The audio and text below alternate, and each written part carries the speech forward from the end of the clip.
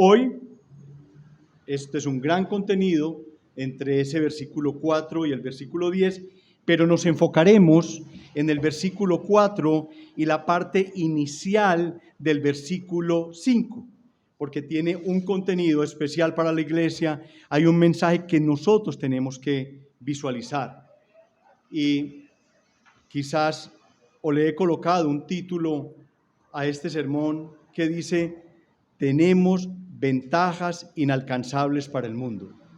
Tenemos ventajas inalcanzables. Lejos sea de mí que peque yo contra Jehová, cesando de rogar por vosotros. Antes os instruiré en el camino bueno y recto. Ahora pues, todos nosotros estamos aquí en la presencia de Dios para oír todo lo que Dios te ha mandado.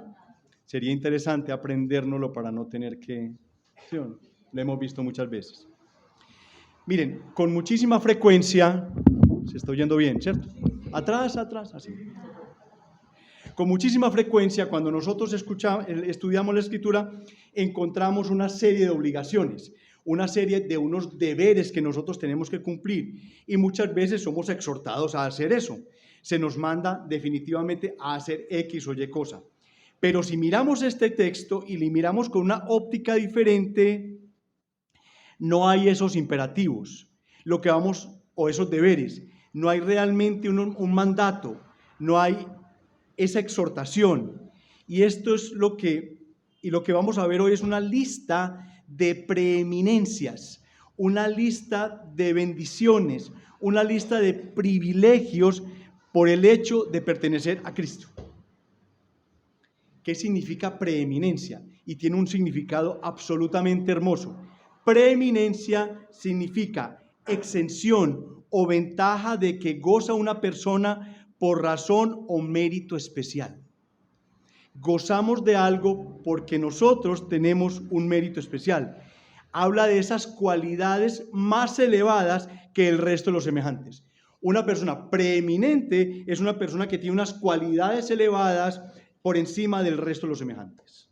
Y eso es lo que vamos a ver de aquí hasta el versículo 10. Si miramos también la palabra privilegio, encontramos que privilegio es un derecho o un beneficio disfrutado por una persona que va más allá de la ventaja de la mayoría.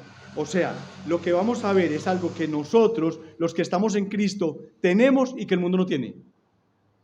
Es una gran ventaja. Eso nos lleva a ir kilómetros adelante del resto del mundo. Los privilegiados, los preeminentes, son aquellos que pertenecen a una clase que disfruta de un favor especial. Es un favor especial y ese es de parte de Dios.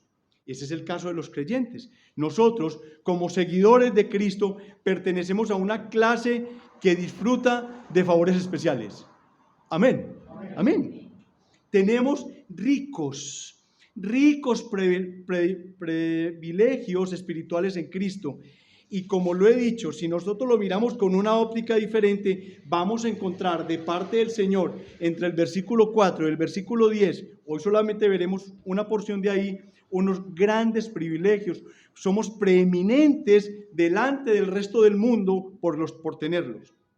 Nosotros acabamos de terminar una sección que va desde el capítulo 1, versículo 13, hasta el capítulo 2, versículo 3. Era un gran contenido que estaba ahí, y ahí encontramos de varios deberes espirituales, cosas que nosotros teníamos que hacer. Eso estaba lleno de mandatos, estaba lleno de imperativos, estaba lleno de exhortaciones. ¿Recuerdan cuando decía ceñid los lomos? Era algo que teníamos que hacer.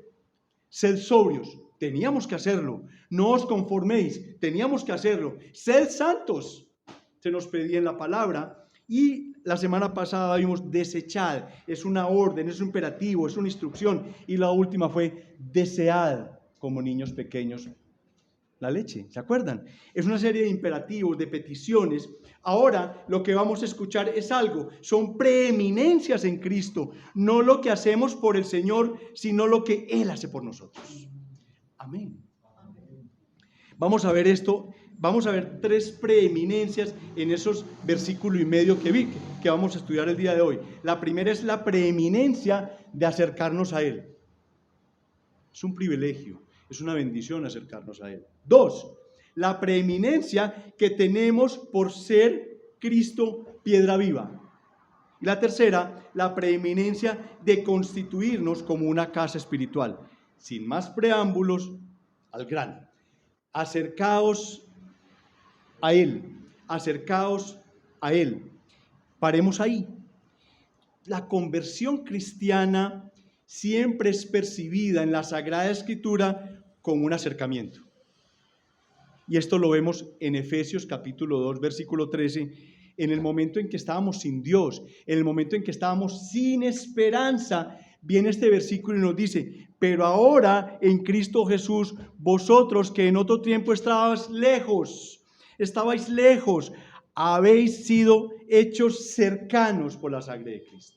La conversión habla de un acercamiento y como consecuencia en el versículo 19 de ese Efesios 2 dice: así que ya no sois extranjeros ni advenedizos, sino conciudadanos de los santos y miembros de la familia de Dios.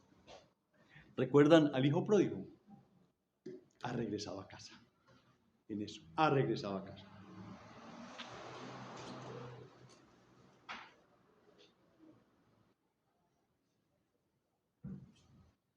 Que me eché la mitad. Nuestras preeminencias espirituales comienzan con eso, con el poder de acercarnos a Dios. Toma una gran ventaja con relación al resto del mundo, como les dije. Las personas que tienen esa preeminencia, esa bendición espiritual, toman una gran ventaja con respecto al mundo, y eso es una maravillosa y extraordinaria verdad. Con frecuencia como cristianos decimos: vinimos a Cristo, o llegamos a Cristo, vine a Él, y eso es exactamente la expresión que está diciendo Pedro acá. Ciertamente inicia en el momento de la salvación, cuando vienes a Cristo, cuando vienes en fe, como dice Mateo 11:28, venid a mí, todos aquellos que están, ¿qué? Trabajados y cargados, ¿y yo qué? Y yo os haré descansar. La Biblia dice además que Jesús llama a los hombres a venir a sí mismo, y lo vemos en Juan capítulo 6, versículo 35, que dice, vamos ahí, porque hay varios versículos ahí que vamos a tocar. Juan 6, 35.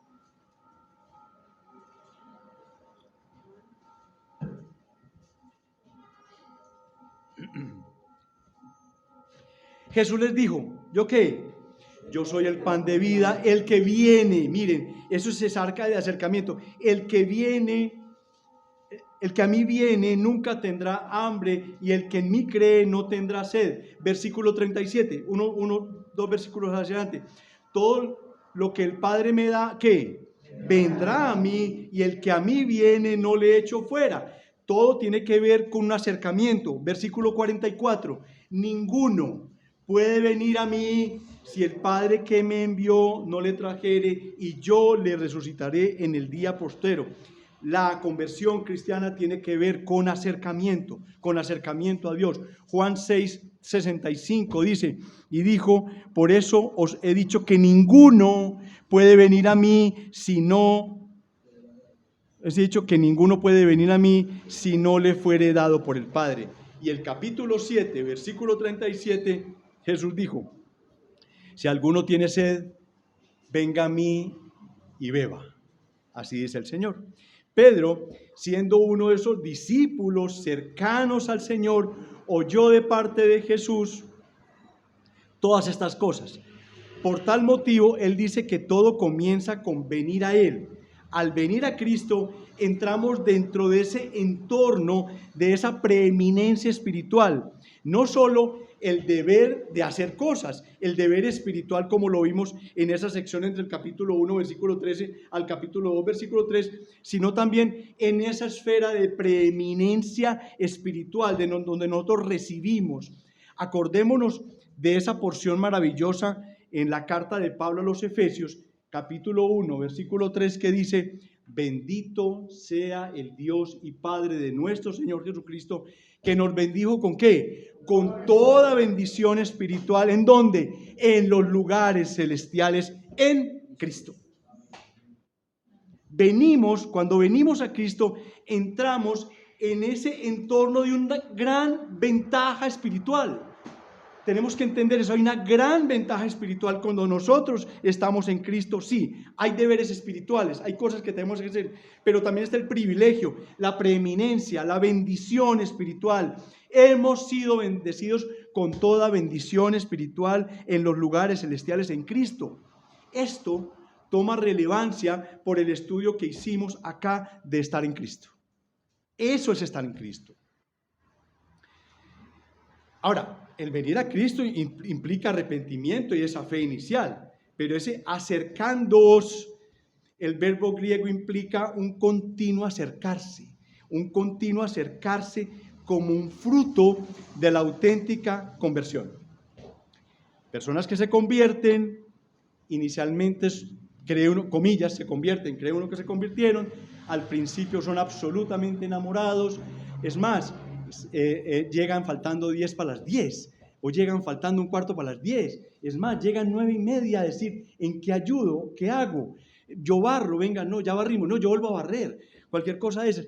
Llegan así con esa autenticidad y de un momento a otro, cualquier cosita que les pase, se van desinflando y no vuelven más. No, ese acercándoos es algo que implica un continuo acercarse, pero es tomado como un fruto de auténtica conversión. ¿Cuándo nos damos que es un fruto?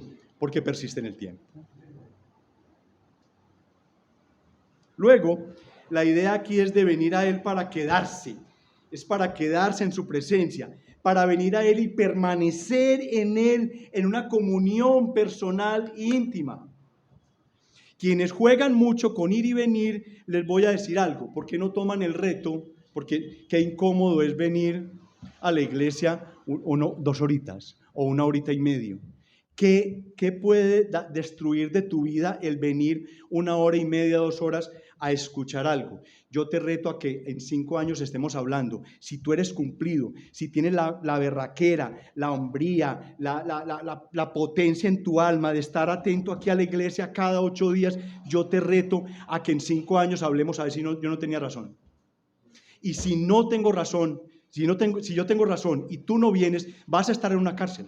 Vas a estar muerto, vas a ser un drogadicto, vas a hacer otra cosa, porque el mundo va a atentar contra ti. El mundo está atentando contra la gente y contra la familia. La está destruyendo, el aborto, el vivir hombres con hombres, mujeres con mujeres. No, aquí es donde está el refugio. Aquí es. Es esa presencia, el venir y permanecer en esa unión personal e íntima con Dios. De hecho, esa palabra que se llama proserkomais es usada para acercarse a Dios en oración profunda. Acercándoos también implica una adoración profunda a Dios. Esa característica es importante y además es un acercamiento consciente. Es consciente, yo lo necesito, es que es de verdad que sí.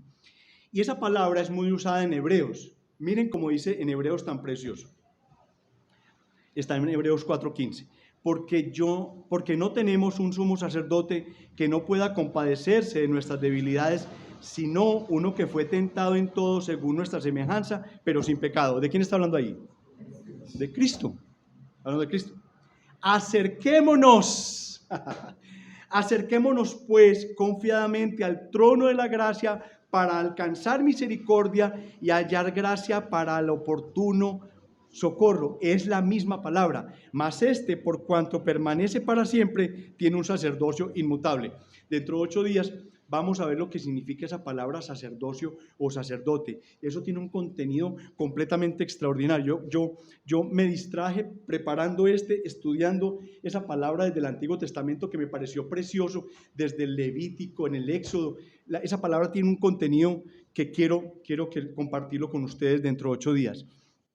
Si llegan temprano.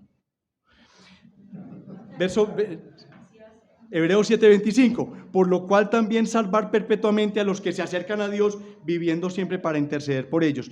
Hebreos 10:21, miren esta belleza, y teniendo un gran sacerdote sobre la casa de Dios, acerquémonos con corazón sincero, en plena certidumbre de fe, purificados los corazones de mala conciencia y lavados los cuerpos con agua pura. ¿Sí ven esa palabra como la utiliza el autor de Hebreos? Impresionante, es ese acercamiento real, ese acercamiento sincero, ese acercamiento con conocimiento. Un comentario dice lo siguiente: tu privilegio espiritual empieza cuando te acercas al Señor Jesucristo y eres sustentado y sostenido conforme permaneces en Él. Podríamos decirlo de esta manera: venir a Él es una frase en la cual Pedro implica el movimiento entero de la vida interna hacia la comunión con Cristo. Es nuestra integralidad hacia Él, quiere decir eso.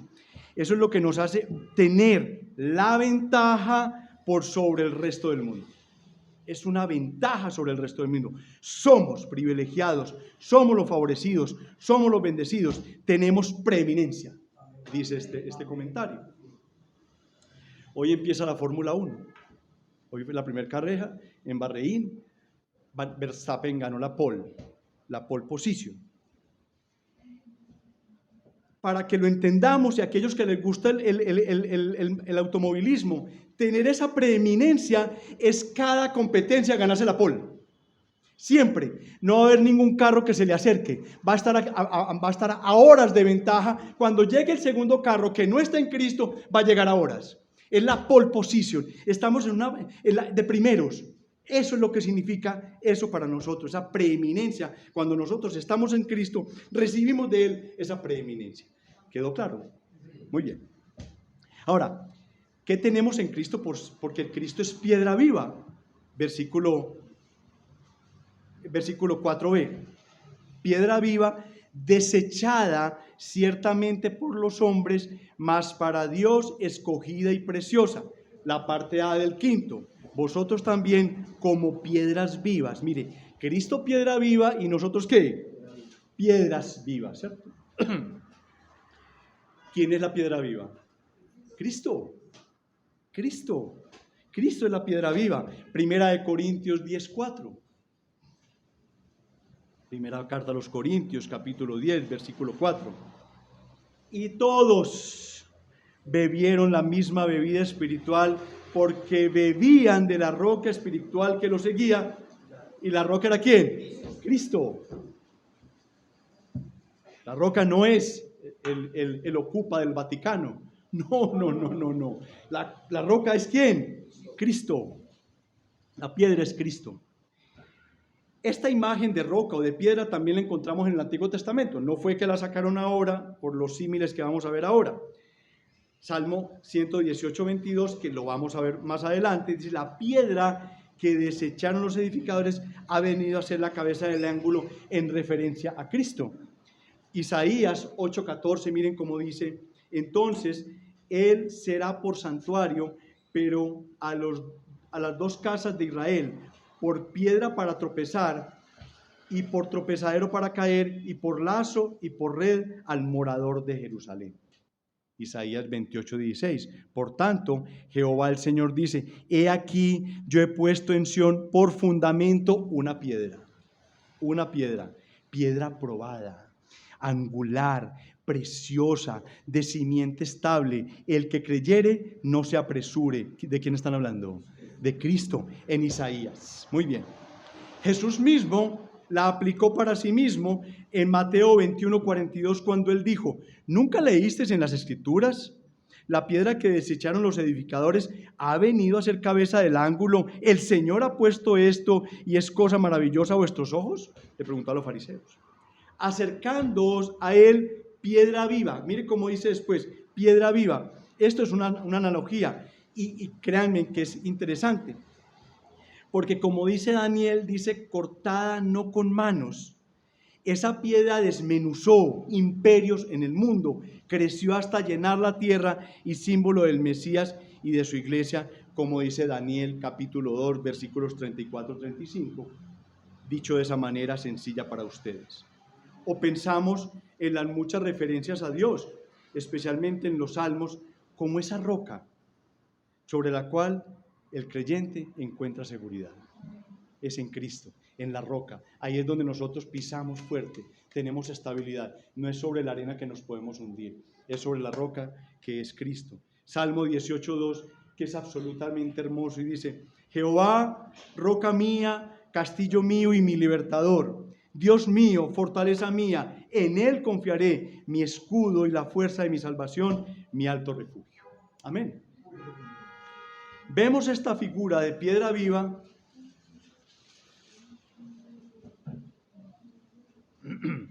como una de las figuras utilizadas por Jesús y tomada del tema de mampostería. Yo no sabía que era mampostería, y algún día escuchando a Aníbal, que no vino, le escuché esa palabra y la busqué y la utilicé. Tomada de la mampostería, oficio al cual estaba íntimamente relacionado el carpintero. O que mampostería es con piedra. En la antigüedad, los carpinteros también trabajaban la piedra igual que la madera, porque las construcciones eran con piedras pulidas y con madera. Ellos también sabían del tema de mampostería. Entonces aquí viene una piedra que es usada para construir, una piedra que ha sido moldeada, porque la piedra no la colocaban así como venía, sino que la moldeaban, la trabajaban de manera perfecta, la diseñaban de manera perfecta para que fuera encajando una con otra, tallada de manera perfecta para cumplir su propósito. Y lo interesante, y lo que es interesante, es el calificativo de piedra viva, porque Juanita, que estudia biología, podrá decir: papá, las piedras son inanimadas, es un elemento muerto de la naturaleza, eso no tiene vida, eso está muerto ahí, ¿cierto? Pero es una metáfora. Jesús es una roca, pero una roca con vitalidad, una roca en contraste con las piedras normales, inanimadas, un material completamente muerto. Las piedras no están vivas, pero esa es la paradoja. Una piedra no tiene vida, pero esta piedra es una piedra viva. ¿Por qué? Porque es la piedra perfecta que se convierte en la piedra angular en el edificio de la iglesia. Esta piedra viva. ¿Por qué? Porque es Cristo y Cristo vive porque Él resucitó de los muertos. Él es una piedra viva. Él tiene relaciones vivas con gente viva. Él da vida, el cual tiene en sí mismo todos los que creen. He aquí la preeminencia. Jesús es quien proporciona vida eterna a los que se acercan a Él. Esa piedra viva le da vida a aquellos que se relacionan con Él. Igual manera, recuerden la roca en el desierto, que proporcionaba agua a los hijos de Israel. Además, Jesús también le dice a la mujer samaritana que Él da un agua que da vida. Pero además, en el versículo encontramos que es una piedra desechada, una piedra viva desechada. Y esto podría parecer raro, pero esto trajo gran tragedia al mundo, el hecho de que Él fuese desechado, que Él fuese rechazado. Por eso es que el mundo no tiene la preeminencia que nosotros tenemos. Por eso es que el mundo no tiene esos privilegios espirituales. Por eso es que el mundo no tiene la ventaja que nosotros tenemos. No tienen esos favores que tienen de parte de Dios. La gente podrá decir: pero yo conozco personajes, inclusive dentro de los 10 hombres más ricos del mundo, de entre los 10 más ricos del mundo, 11 son no creyentes. O sea, todos son no creyentes. Esos 11 no creen en Dios y todo negocio que hacen, ¿cómo les sale? Excelente. Dios permite que caiga agua ¿sobre qué? ¿Sí o no? Entonces, pero nuestra ventaja es diferente. No tienen esos favores espirituales. Ellos no son bendecidos porque han rechazado la piedra viva. Rechazaron el simiente real de la iglesia de Dios, del edificio de Dios. De esa manera han rechazado al único que les puede dar vida. La única manera que el mundo pueda tener vida es aceptar a Cristo. En este momento está rechazado. ¿Cómo podemos entender esto? ¿Cómo así que rechazado? Los líderes de Israel, los sabios, los que conocían la Escritura, aquellos que se la sabían de memoria y un poquitico más. Esos líderes de Israel, con su prepotencia y tratando de participar en la construcción del edificio del templo glorioso espiritual de Dios, les llegó Jesús como candidato a Mesías. como piedra angular. Y estos líderes lo miraron, lo examinaron, lo oyeron, porque no fue que pasaron por ahí, no, a este hay que matarlo, no, lo escucharon, horas enteras lo escucharon, lo midieron, lo examinaron, lo calcularon, hicieron análisis detallados de él. Es más, trajeron instrumentos de medida que tenían en su propia religión. Y estos funestos personajes evaluaron si Cristo era realmente el Mesías que establecería la piedra angular del reino espiritual de Dios. Y con todo este análisis detallado concluyeron que Jesús no era el adecuado, que Jesús no cumplía los requisitos de su amplia religiosidad sin espíritu. Entonces lo rechazaron. Ese es el rechazo. El rechazo fue que él no fue una cita con él, no, lo rechazaron definitivamente. Por eso el Salmo 118, 22 dice: la piedra que desecharon los edificadores ha venido a ser la cabeza del ángulo. Y el mismo Pedro, en esa porción preciosa del Sanedrín, cuando estaban Pedro y Juan, que los fueron citados al Sanedrín, donde estaban todos esos líderes religiosos. Lean por favor esa porción en casa de Hechos 4 para que vean la tenacidad que tenían ya estas personas de enfrentar a esos líderes espirituales que con una palabra de ellos los hubieran crucificado, lo hubieran apedreado, lo hubieran matado. Y ellos no. Miren el versículo 10 en ese Hechos 4:10. Este es el mismo Pedro. Sea notorio a todos vosotros y a todo el pueblo de Israel. O sea, no solamente le dijo a esos líderes espirituales, sino que le dijo a todo el pueblo de Israel que en el nombre de Jesucristo de Nazaret, a quien vosotros crucificasteis y a quien Dios resucitó de los muertos. En ese instante ellos pudieron haber sido, porque estaban diciendo algo que se salía de las mentes de ellos. ¿Cómo así que resucitó de los muertos? Pero el todo lo que había pasado, ellos sabían y habían escuchado que él había resucitado de los muertos. Nadie les dijo nada por eso. Por él, este hombre está en vuestra presencia sano, porque ellos habían sanado a una persona, por eso los tenían ahí a punto de juzgarlos. Versículo 11. Este Jesús es la piedra reprobada por vosotros los edificadores, la cual ha venido a ser cabeza del ángulo. El mismo Pedro le citó ese Salmo 118, 22, se los tiró en la cara.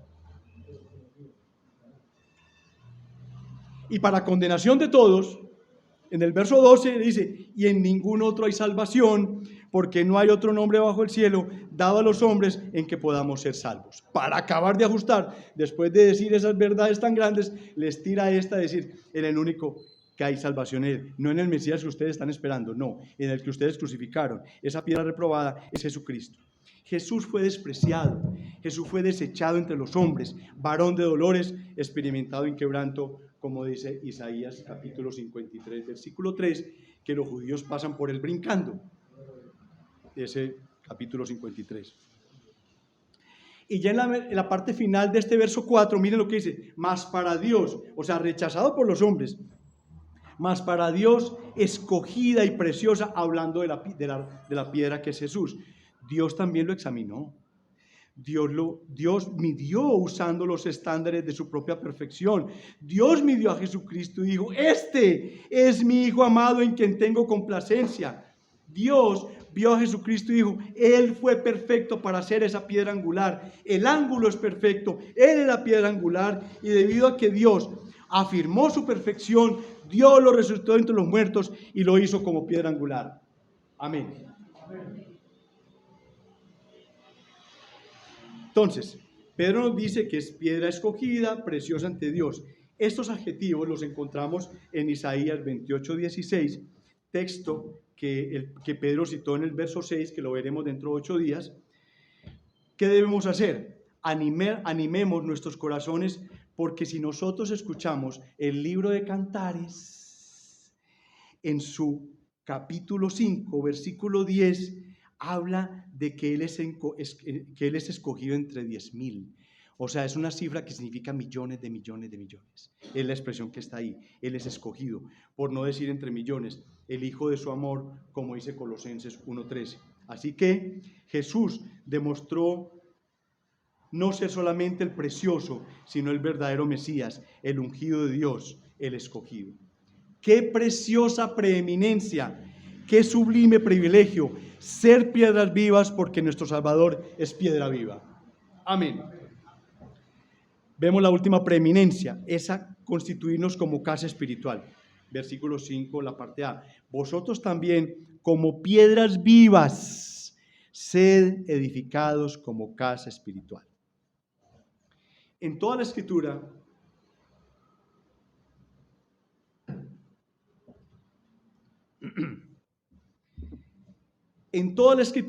encontramos el efecto de que nosotros, al habernos acercado a Cristo para salvación, es que el creyente se ha reconciliado con el Padre Celestial y hemos sido incorporados a su familia. Eso está claro, lo tenemos claro. Este autor sagrado, Pedro, continúa en este verso expresando también en términos del símil de la construcción. Él siguió con el tema de la construcción. Dice, al acercarnos a la piedra viva que es Jesús, dice a los receptores de su carta, pasan de muerte a vida, de ser piedras muertas a ser piedras vivas y ser resucitadas juntamente con Él, juntamente con Cristo.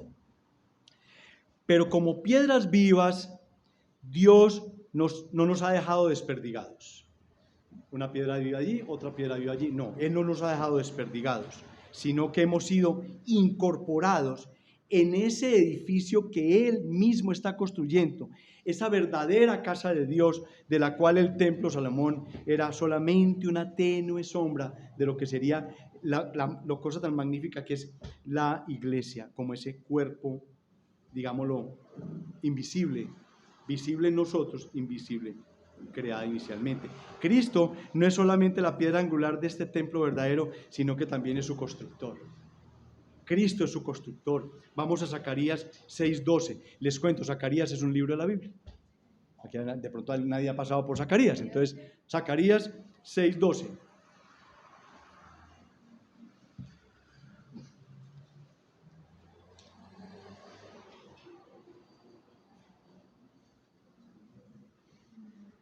Miren la belleza de este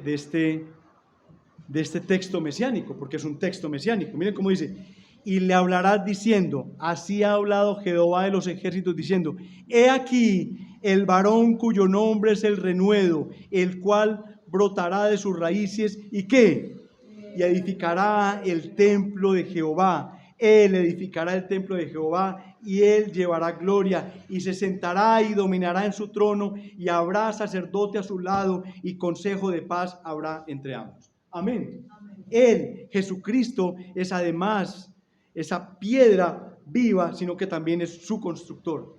La iglesia no es un edificio, sino una comunidad de personas que ya lo hemos visto, pero precisamente el Señor la asemeja a un edificio utilizando el verbo edificaré. Yo edificaré, entonces se asemeja a un edificio por el cual ha venido con el propósito de levantar el auténtico templo de Dios.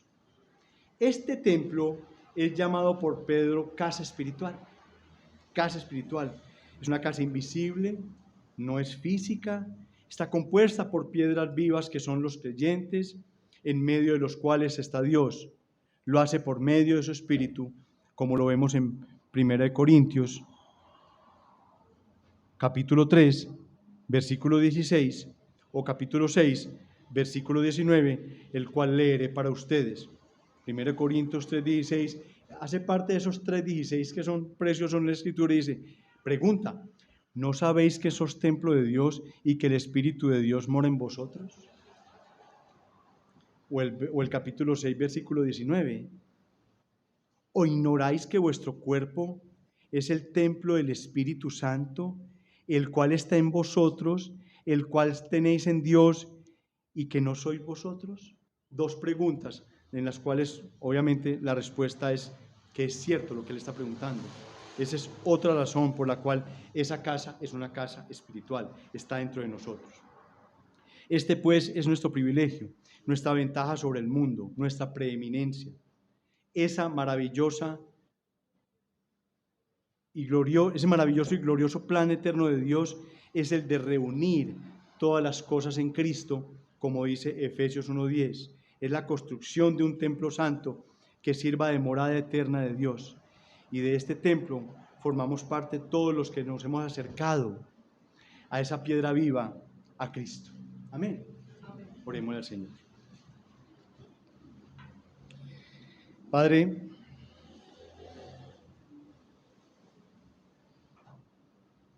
te pedimos de una manera especial que aquellas personas que no están en Cristo y que han escuchado este mensaje entiendan la necesidad de ir a ti en arrepentimiento y fe, Señor. Quería decirle a ellos que fueran a ti, pero hoy queremos pedirte a ti que los traigas hacia ti, que los acerques a ti, Señor.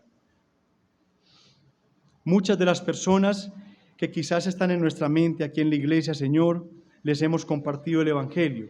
Quizás estén aquí, Señor.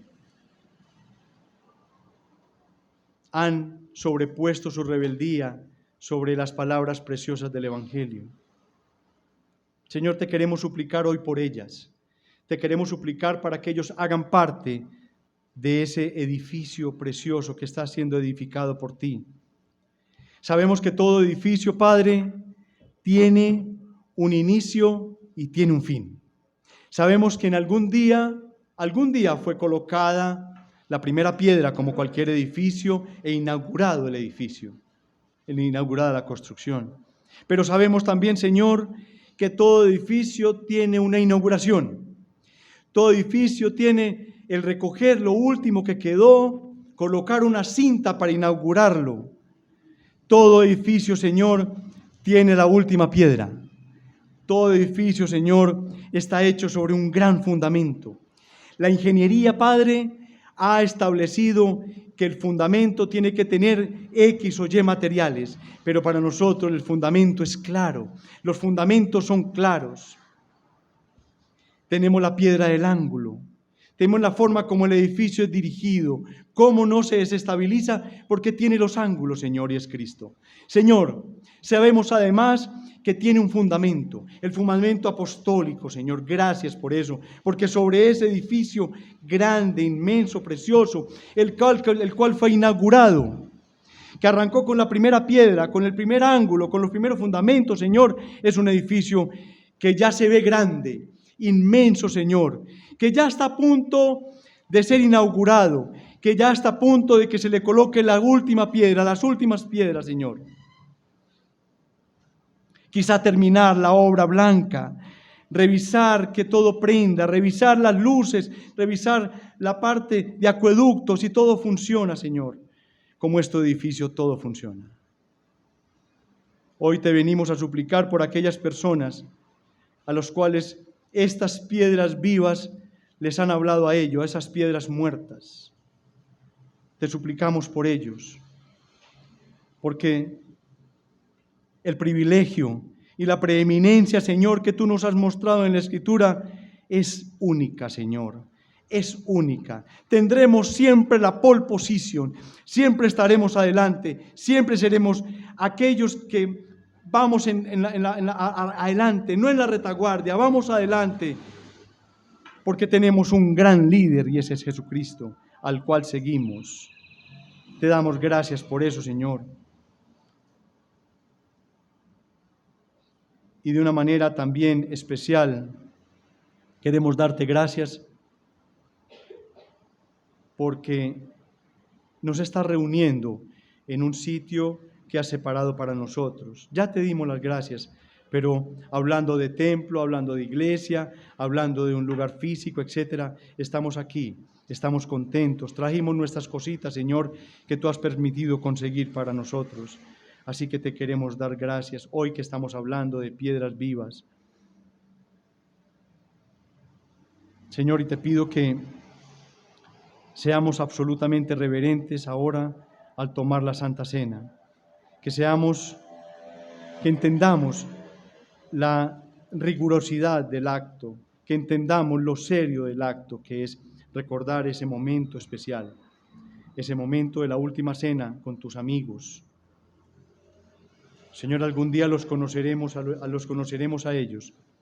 Estaremos con ellos y seguro que nos contarán ese momento especial. Pero nosotros lo conocimos por tu Escritura y te damos gracias por eso.